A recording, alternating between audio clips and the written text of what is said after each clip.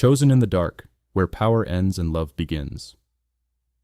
Chapter 8. Him. Valen never moved without leaving fingerprints. That was his flaw. I stood in the private surveillance room beneath the estate, watching footage scroll across 3 screens: streets, offices, the clinic, Alara's apartment building. Lucian stood behind me, silent as always. "He wanted you to see him," Lucian said. "Yes," I replied, "and he wanted her to see him seeing her." Lucian nodded. "A performance." "Exactly." Valen didn't threaten from the shadows. He stepped into the light and dared you to react. That's how he forced ownership, by making people acknowledge him. And Alara had done something unexpected. She hadn't reacted the way he wanted. "She didn't take the necklace," Lucian said. "No," I agreed. "That's the problem." Lucian frowned slightly. "Most people accept, or they pretend to." "She didn't pretend," I said. "She refused him." Lucian exhaled. "Then he'll correct that." I turned to face him. "No, he'll punish it." The call came less than an hour later. Not to me, to the clinic. Marin. She was shaking when she answered. "2 men came," she said. Not violent, polite. They asked questions about Alara's schedule. My jaw tightened. "Did they threaten you?" "No," she said quickly. "They didn't need to.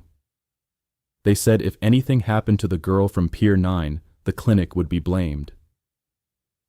Valen's style. Pressure through reputation. I ended the call and turned to Lucian. "He's shifting the target," I said. "From Alara to her world." Lucian's eyes hardened. "That's escalation."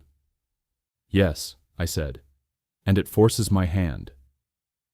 Her. I didn't hear about Marin from him. I heard it from Marin herself. She called me while I was reviewing Sarah's file, her voice too calm. The kind of calm people use when they're scared of falling apart. "They came to the clinic," she said. My stomach dropped. "Who?"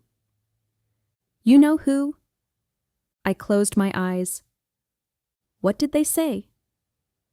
"That we're responsible for what happens next." Anger flooded me, sharp, focused. "This is intimidation," I said. "They can't—" "They already did," Marin interrupted. "Alara, listen to me. This city eats institutions before it eats people." I hung up slowly. And for the first time since arriving in Port Valen, fear wasn't what filled my chest. It was fury. I grabbed my jacket and left the safe house. I didn't tell him. That was a mistake. Him. I knew she'd move before she did. She was predictable in the most dangerous way. When she decided something was wrong, she acted. Lucian looked up from his tablet. "She left." I was already grabbing my keys. "Track her," I said. She turned off her phone. Of course she had. "She's going to Valen," Lucian said.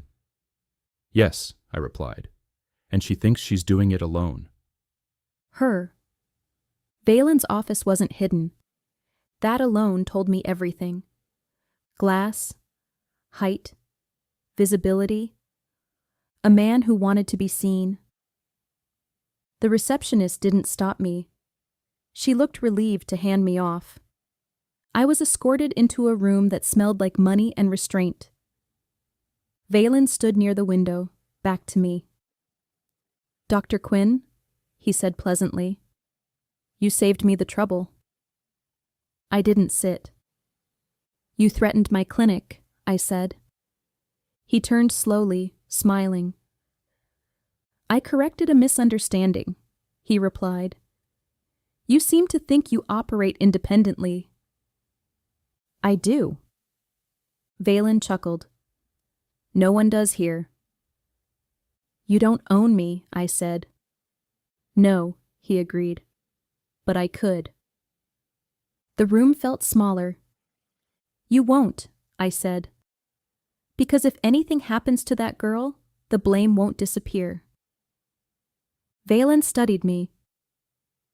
You're braver than you are careful, he said. I'm careful about the right things. His smile faded slightly. That man protecting you, Valen said. He's not doing it because he's kind. I know, I replied. He's doing it because he's responsible. Valen laughed softly. Oh, he said, you really don't understand him. I stepped closer. Then enlighten me. Valen leaned in, voice dropping. He doesn't save people, he whispered. He replaces them. My breath caught. Before I could respond, the door behind me opened. I didn't turn. I didn't need to. I felt him before I saw him. Step away from her, his voice said calmly. Valen straightened, delighted. There you are, he said. I was wondering how long it would take. I turned then. The hero stood in the doorway, controlled fury written into every line of his body. You crossed a line, he said. Valen smiled wider. So did she.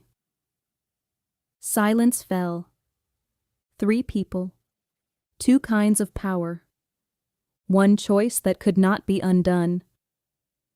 And for the first time, I understood something with terrifying clarity. This was no longer about protection. This was about which man I would force to lose control first.